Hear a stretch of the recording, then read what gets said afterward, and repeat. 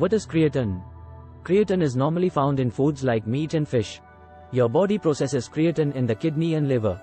In the liver, 3 amino acids arginine, glycine, non-essential, and methionine, essential, combine to form creatine. Creatine is transported through the blood and is used by muscles that have high energy demands, such as the brain and the skeletal muscle. Around 95% of creatine in the human body is stored in the skeletal muscle.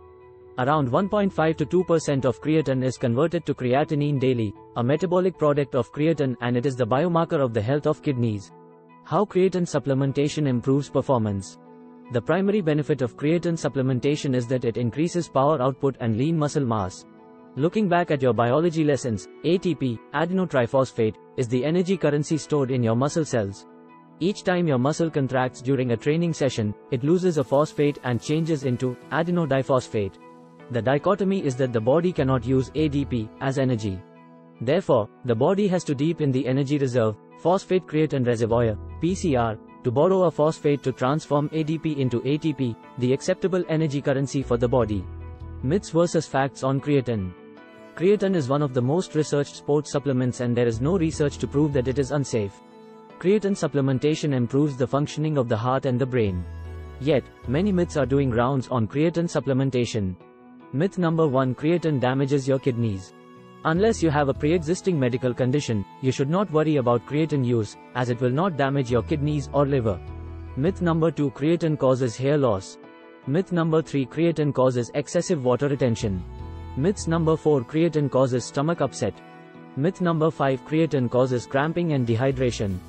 How to use creatine? Usually, creatine is supplemented in 2 phases, a loading phase and a maintenance phase. Loading phase: to get the full benefit of creatine, you must saturate your muscle cells with creatine. Therefore, you need to supplement with 20 grams of creatine for 5 days. However, if you have a sensitive stomach, reduce the dose and increase the duration. You can supplement 10 grams for 10 to 12 days.